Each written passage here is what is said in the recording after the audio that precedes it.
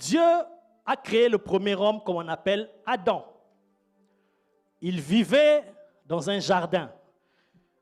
Dieu est tellement bon, tellement merveilleux, un Père extraordinaire. Avant de le créer, il a d'abord préparé tout ce que l'homme aurait besoin. Quel Père responsable! Il est le papa le plus responsable. Amen. Amen. Amen. Alléluia. Amen. Amen. C'est bon. Amen. Il a créé Adam le 6e jour. Pourquoi il ne pouvait pas le créer le premier jour? Il préparait tellement qu'il aime l'homme. Même David, même Job, il s'est dit, mais qu'est-ce qu'est l'homme pour que Dieu l'aime autant? Qui est l'homme?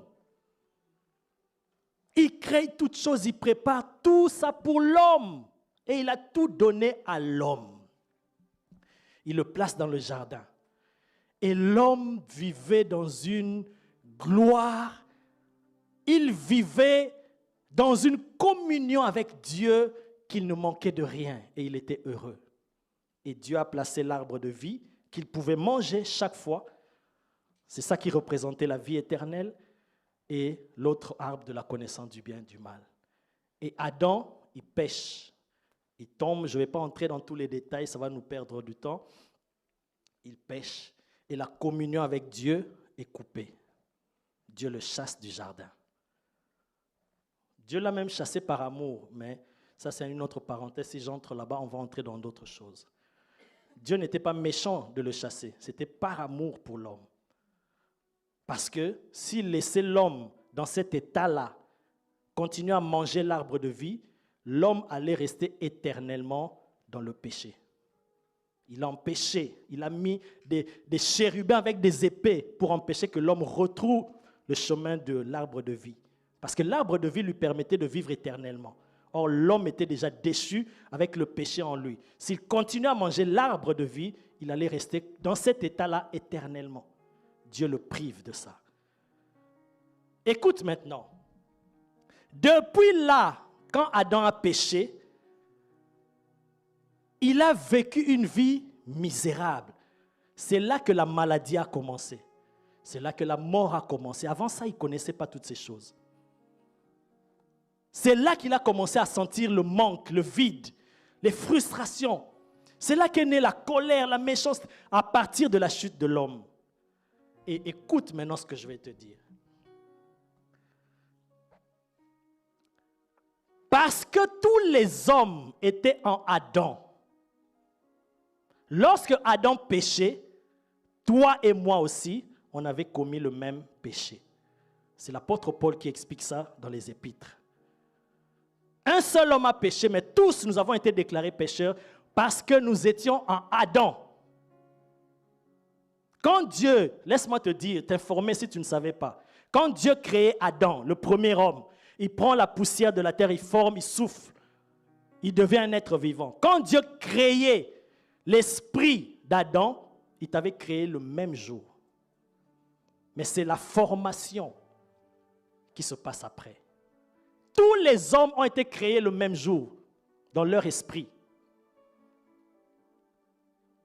Même Ève était créée le même jour, mais Ève a été manifestée, formée plus tard. Toi aussi, moi, nous sommes formés plus tard pour venir en vie, mais tous les hommes ont été créés le même jour. Il y a des versets dans la Bible que je peux vous donner. Maintenant, puisque tous les hommes étaient en Adam, lorsque Adam péchait, tous les hommes, y compris toi et moi, on a vécu ce que Adam vivait et il ressentait. On avait perdu un état de bonheur. On ne pouvait plus manger de la vie, l'arbre de la vie éternelle. Voilà pourquoi tu vois aujourd'hui tous les hommes, tout ce que l'homme est à la recherche, c'est ce qu'il avait perdu, c'est la nostalgie là, inconsciente qui a traversé Adam jusqu'aujourd'hui. Voilà pourquoi l'homme il est à la recherche des choses qui peuvent le combler, mais alors que rien ne peut le combler si ce n'est la présence, la communion avec Jésus-Christ. L'homme s'en va dans les drogues, dans les plaisirs de ce monde. L'homme s'en va même dans la religion. Même dans les pratiques, le yoga, tout ça, l'homme cherche à atteindre ou à retourner dans un état qu'il connaissait avant.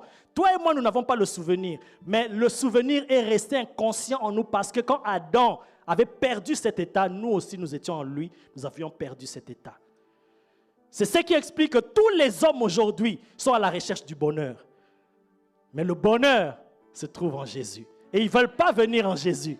Voilà pourquoi Jésus a dit aux Juifs, vous sondez les Écritures, vous cherchez, vous fouillez partout, vous monterez, vous descendrez.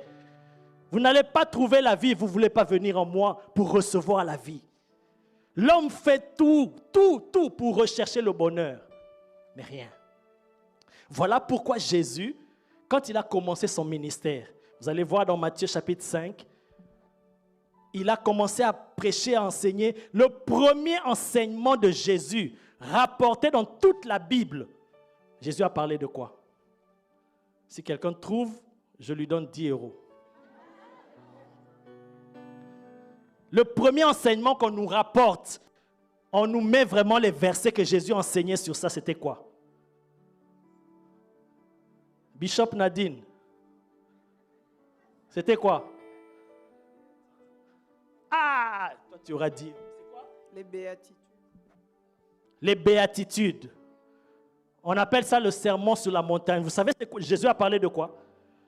Tous les versets là, vous allez lire.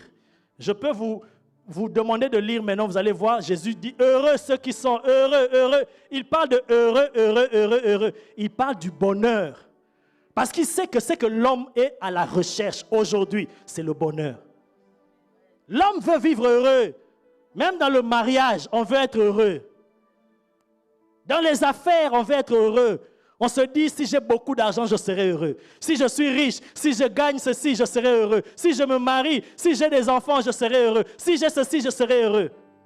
L'homme est à la recherche du bonheur. Parce que c'est inconscient en lui. Il avait vécu cet état-là de bonheur en Adam. Et il a perdu. Et aujourd'hui, il recherche. Et Dieu, dans son amour, il nous a envoyé Jésus. Le seul qui peut nous ramener dans cet état-là de bonheur. En d'autres termes, la vie éternelle. C'est cet état-là de plénitude où tu es comblé, où tu vis en harmonie avec Dieu.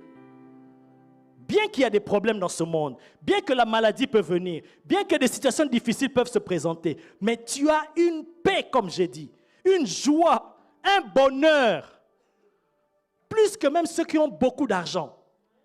Ceux qui ont beaucoup d'argent commencent à t'envier. Vous n'avez jamais entendu des millionnaires, des milliardaires se suicider. Toi et moi, si on nous donne même seulement ne fût-ce que 1 million, même 1 million c'est beaucoup, même 100 000, même 200 000, mais eux ils ont des milliards, mais ils se suicident. Vous savez pourquoi? Malgré l'argent, ça ne peut pas donner le bonheur. Le bonheur, ce bonheur perdu, en d'autres termes là, c'est ça la vie éternelle que Adam connaissait, que Adam avait expérimenté, qu'il avait vécu. Et tous les hommes en lui ont perdu. Ils sont en train